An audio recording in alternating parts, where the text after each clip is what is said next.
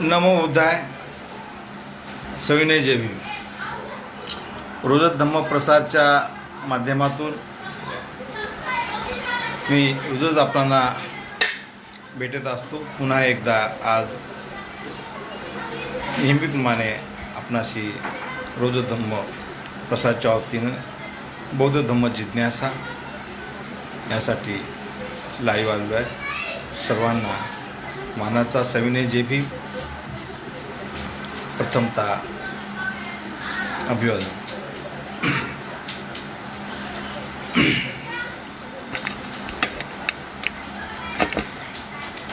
अरहं सम्मा संबुद्धो भगवा भगवन्तं बुद्धं अभिवादेमि बुद्धं नमामि.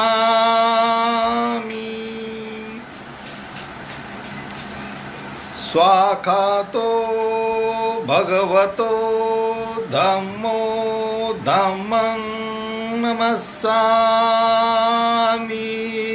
धम्मं नमामि.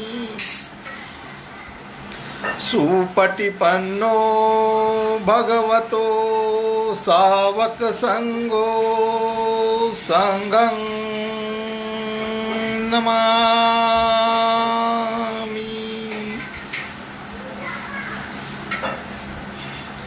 नमो बुद्धाय. सविनय जय भीम. रोजच धम्म प्रसारच्या माध्यमातून आपण बौद्ध धम्म जिज्ञासा या वर्षावास मालिकेमध्ये भेटत असतो.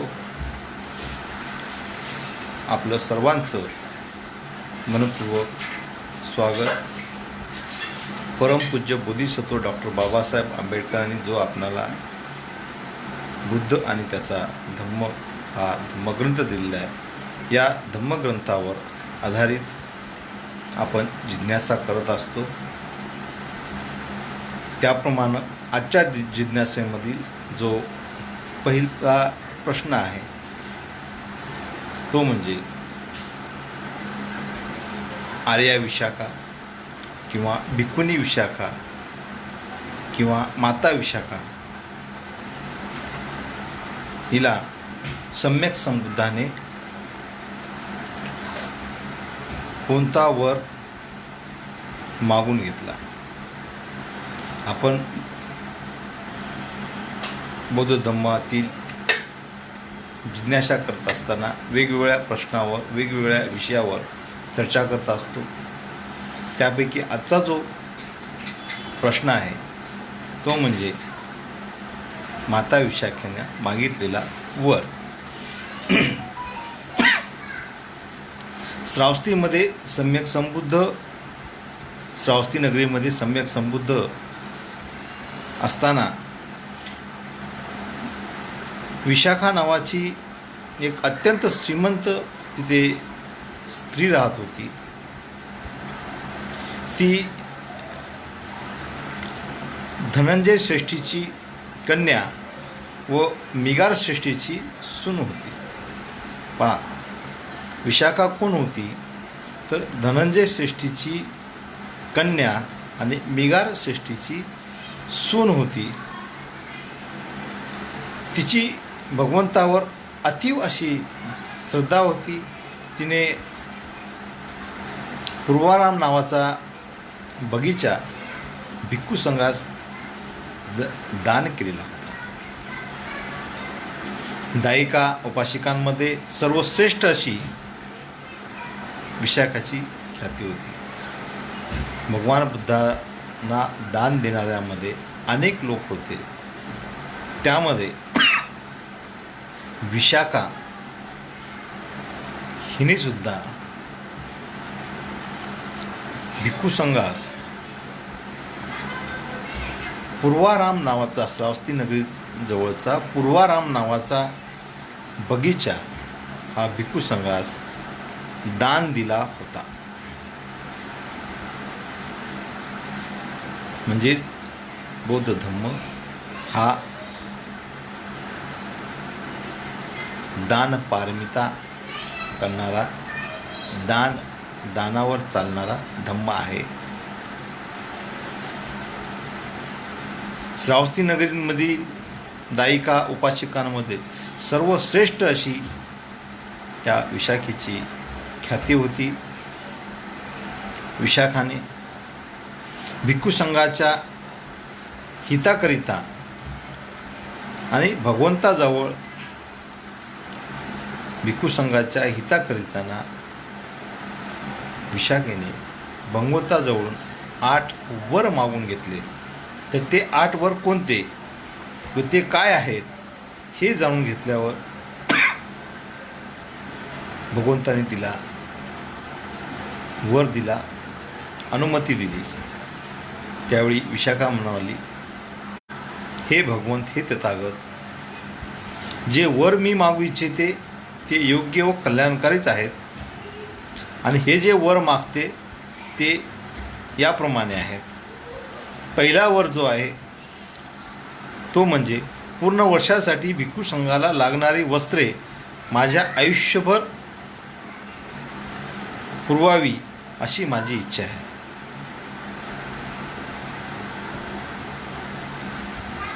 विशाखा म्हणते तथागतांना, मी जे वर मागते त्यामध्ये पहिला जो वर असेल तो म्हणजे पूर्ण वर्षासाठी भिक्खू संघाला लागणारी जी वस्त्र आहेत ती मी आयुष्यभर या भिक्खू संघाला पुरवावी अशी म्हणजे विशाखेची इच्छा आहे.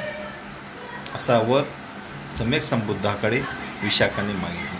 दुसरा जो वर मागितला त्यात विशाखा म्हणते, मी आगुंतक भिक्खूंना भिक्षात्र देऊ इच्छिते. मी जे भिक्खू आहे त्यांना भिक्षा देऊ इच्छिते आणि इथून परगावी जाणाऱ्या भिक्खूंना भिक्षात्री देऊ शकते. म्हणजे इथे येणारे जे भिक्षुक आहेत त्यांनाही मी दान देऊ शकते आणि जाणारे जे भिक्षुक आहेत त्यांनाही मी दान देऊ शकते. तसेच आजारी भिक्षुकाकरता सुद्धा भिक्षा देते. जे त्या परिसरामध्ये जे आजारी भिक्षुक असतील त्याची सेवा करण्यासाठी त्यांना दान देते. आजाऱ्याची शुश्रूषा करणाऱ्या भिक्खूंनाही भिक्षात्र देऊ इच्छिते. मी ह्या आजारी भिक्खूंना तर भिक्षा देते, परंतु आजारी भिक्खूंची जे सेवा करतात, जी त्याची शुश्रूषा करतात, अशा लोकांना पण मी भिक्षात्र देऊ शकते. असा वर सम्यक संबुद्धाकडून विशाखेने घेतला. तसेच आजारी भिक्षुकांना औषधे, त्याचं लालन पालन आणि इतर भिक्षुकांना जी तांदळाची खीर असते ती देऊ इच्छिते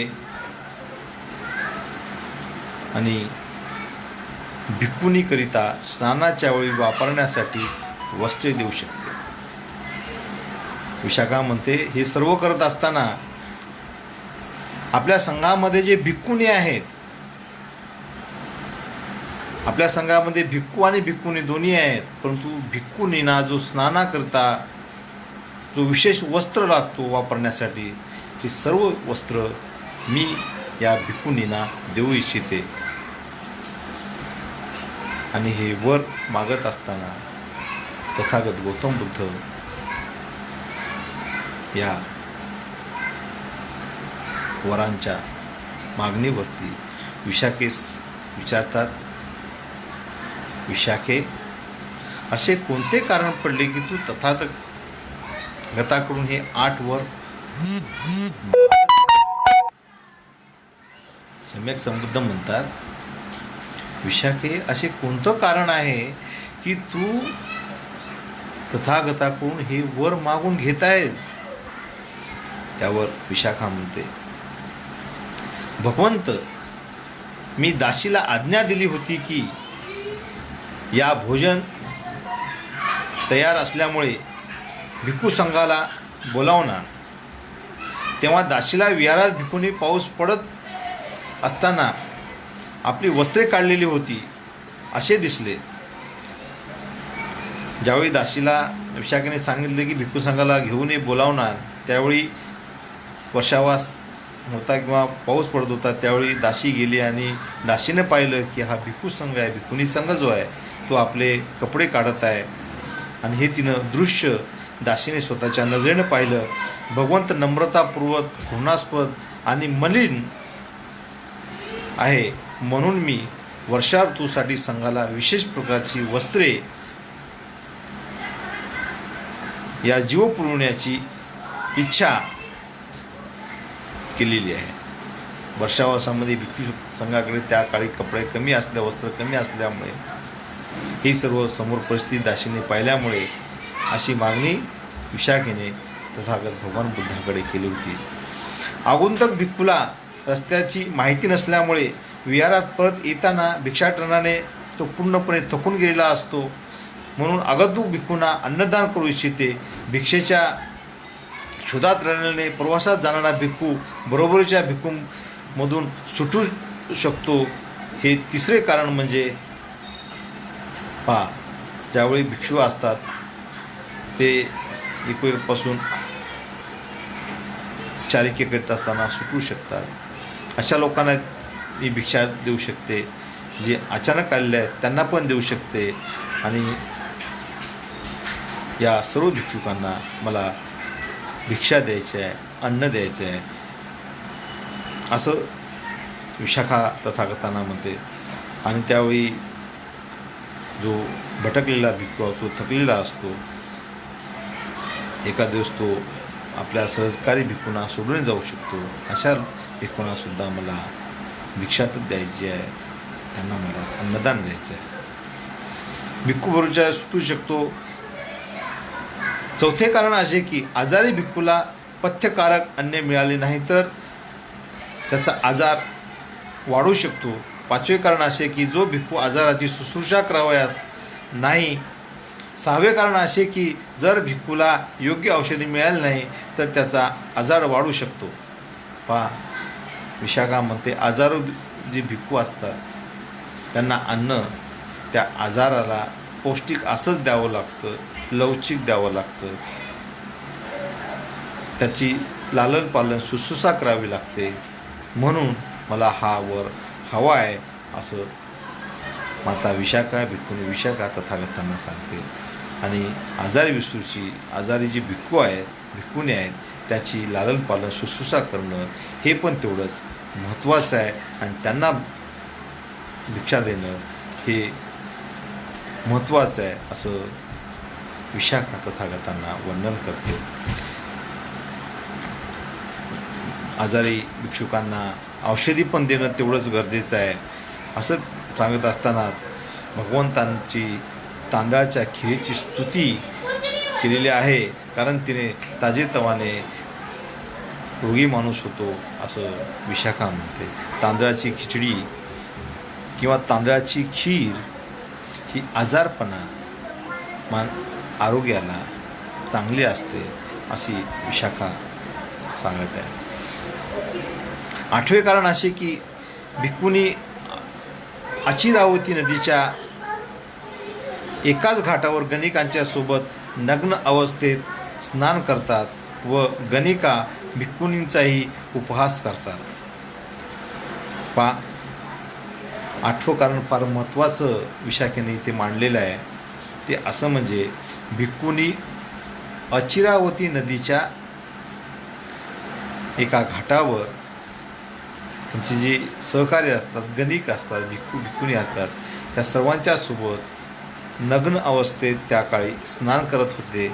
आणि ह्या गणिका व भिक्खुनीचा त्यामध्ये उपहास व्हायचा आणि त्या उपहास करायच्या, एकूणएकावरती चर्चा करायचे.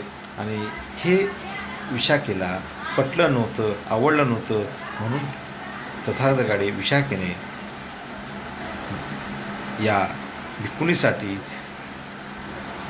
या किळसवाण्या प्रकारासाठी तथागताकडे तिरस्काराने मलिन त्यांची वस्त्रे मलिन असतात, फाटलेली असतात आणि ही सर्व योग्य नाही आहे. आणि त्याचं वस्त्राची जबाबदारी ही आपण मला द्यावी असं मागणी विशाखाने तथागताकडे केली. आणि तथागत सम्यक संबुद्धाने या 8ही वराला विषा केला, साधुकार दिला आणि हे वर विषयाकडे तथागताकडून घेतले. आजचा शेवटचा प्रश्न असा आहे की बौद्ध धर्मात अनेक लोकांनी दीक्षा घेतल्या. त्यामध्ये आज ज्या भिक्खूवरती आपण चर्चा करणार आहोत त्यांचं नाव आहे रट्टापाल. बौद्ध धर्मातला जेवढे आपल्याकडे भिक्खू झालेले आहेत, ज्यांनी बौद्ध धर्म स्वीकारला आहे, यांच्या प्रत्येकासोबत काही ना काही समस्या, विचार, कारण, आदर्श आहे. त्यामध्येच रट्टपाल हा पण भिक्खू होता. त्याची धम्मदीक्षा कशी झाली ही आपण आज पाहूया. तथागत सम्यक संबुद्ध हे कुरु देशात भ्रमण करत होते आणि कुरु देशात भ्रमण करत असताना चुल्लकोटीत नावाच्या एका गावात आले. रट्टपाल राहत होता त्या गावाचं नाव आहे चुल्लकोठी आणि चुल्लकोठीमध्ये तथागत भ्रमण करीत असताना आले. तिथे इतरांसोबत सुद्धा रट्टपालाने भगवंताचा उपदेश ग्रहण केला होता. चुल्लकोटी गावात भगवान बुद्धाने ज्यावेळेस धम्मदेशना दिली, धम्मोपदेश दिला, तो इतर लोकांबरोबर रट्टपालाने सुद्धा हा उपदेश ग्रहण केला. व रट्टपालाला असं वाटलं की आता माझी इथे प्रवज्जा व्हायलाच पाहिजे. रट्टपालाचं म्हणणं होतं की आता मी प्रवजित व्हायची माझी फार उत्कटता आहे, इच्छा आहे आणि मी इथे आता प्रवजित होणार आहे. आणि तशी मागणी रट्टपालाने तथागत सम्यक संबुद्धाकडे केली. तेव्हा भगवंताने सम्यक संबुद्धांनी रट्टपालाला सांगितलं, रट्टपाला, तुला जर दीक्षा हवी आहे तर प्रथमतः तू तुझ्या मातापित्याची परवानगी घ्यायला हवी आहेस आणि मातापित्याच्या परवानगीशिवाय मी धम्मदीक्षा देणार नाही. आणि तू पहिल्यांदा मातापित्याची परवानगी घे, कारण तू एक पुत्र आहेस, एकटाच पुत्र आहेस आणि जर तुझ्या मातापित्याने परवानगी नाकारली तर मी तुला धम्म घेऊ शकणार नाही. त्यासाठी तू पहिल्यांदा तुझे मातापिता आहेत त्यांची परवानगी घेऊन ये, असं रट्टपालाला तथागत सम्यक संबुद्धांनी सांगितलं. तेव्हा केवळ जमिनीवर झोपला त्यावेळी रट्टपाल स्पष्ट तथागतांना सांगितला, मी जमिनीवर झोपेल, इथे झोपेल. व म्हणाला, मी एकतर भिक्खू होईल किंवा जमिनीवर पडल्यास मृत्यूस प्राप्त होईल, परंतु मी आई वडिलाकडे जाणार नाही आणि त्यांची परवानगी मागणार नाही. रट्टपाल तथागतास सांगतात, मी आहे तिथे पडून राहील, मी पडल्यानंतर जागेवर मरेल, परंतु आई वडिलांची परवानगी मागणार नाही, असं रट्टपाल सम्यक संबुद्धास म्हणत होते. परंतु एक तर भिक्खू किंवा दुसरं त्याचं मरण हे पाहून, ही परिस्थिती पाहून रट्टपालाचे मातापिता हे स्वतः रट्टपालाकडे गेले आणि त्यांना सांगितलं, बाबा, तुला आमची परवानगी आहे आणि आम्ही तुम्हाला परवानगी दिलेली आहे. हे तथागत, आम्ही मातापितांनी रट्टपालाला दीक्षा घेण्याची परवानगी दिलेली आहे आणि रट्टपालाची परिवर्जा करण्यास आमचा काही हरकत नाही. आणि त्यावेळी सम्यक संबुद्धाने रट्टपालाला परिवर्जा दिली आणि रट्टपाल हा भगवान बुद्धाच्या समकालीन एक आदर्श भिक्षू बनला. एकदा जर रट्टपाल भिक्षा ग्रहण करण्यास ज्यावेळी आपल्या मातापित्याच्याच घरी गेले, रट्टपाल भिक्षा भिक्षाटन करण्यासाठी त्यांच्या मातापित्याच्या घरी गेले.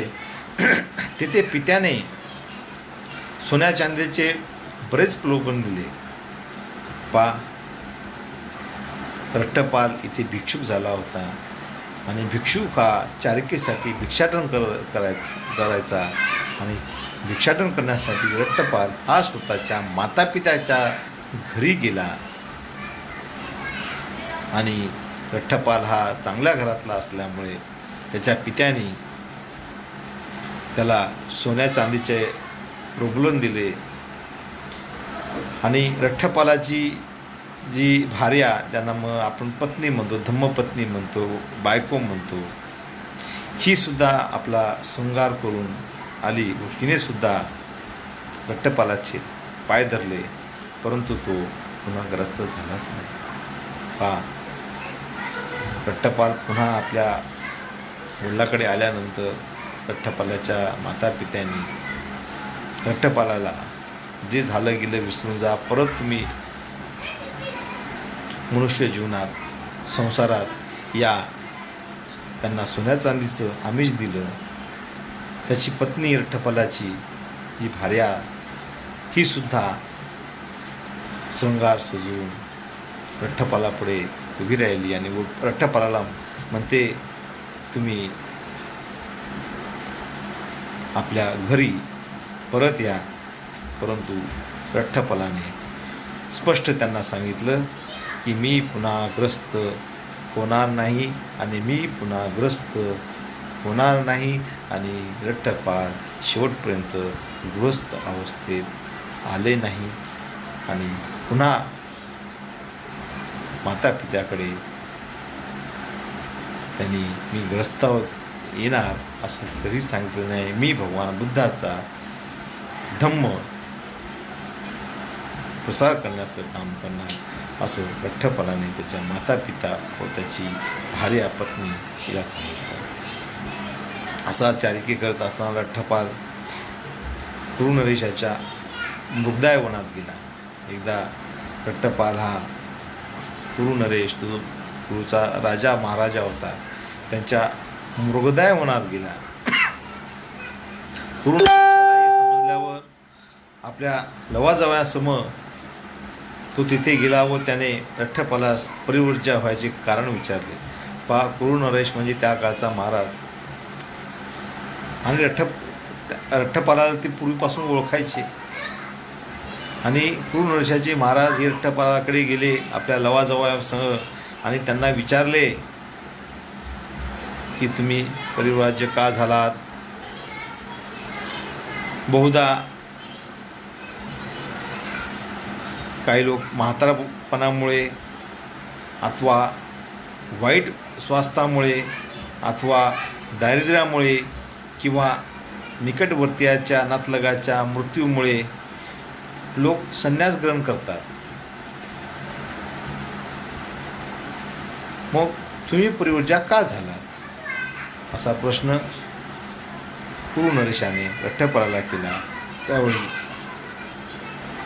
म्हणते रट्टपाल कुरुनरेशांना म्हणतात,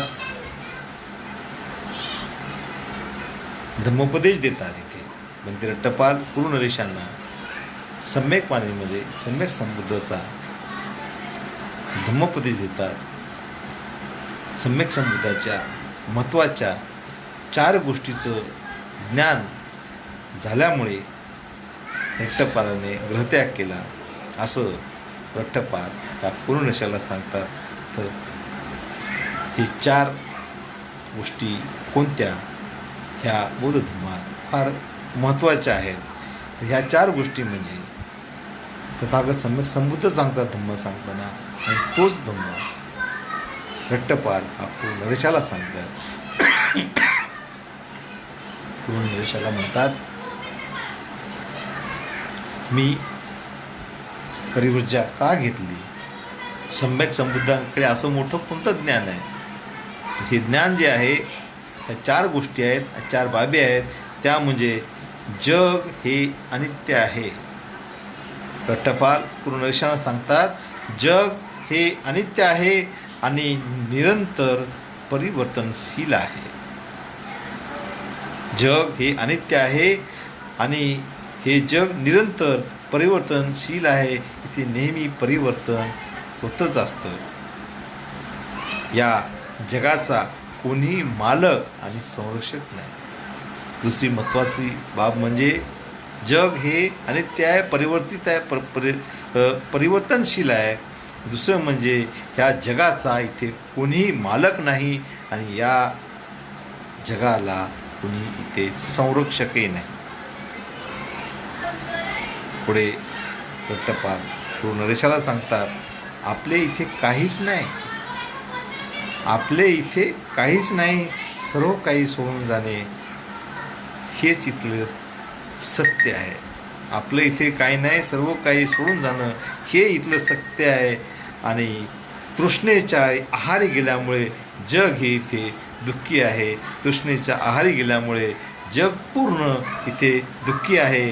आणि राजा नरेशाला त्याचे अद्भुत असे ज्ञान, 4 गोष्टी आवडल्या आणि राजा नरेशाने सुद्धा इथे बनते रठ्ठपालला साधुवाद दिला.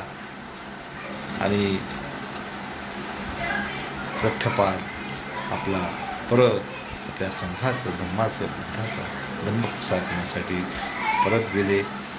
आणि आजचा वेळ इथे संपतो. आपण सर्वजण इथे मला ऐकलं. आपलं सर्वांचं मंगल हो. आपणा सर्वांना मंगलमय सदिच्छा. आपण नक्कीच लाईक शेअर कराल अशी अपेक्षा करून पुन्हा उद्याला याच वेळी याच ठिकाणी भेटू. धन्यवाद. जय भीम.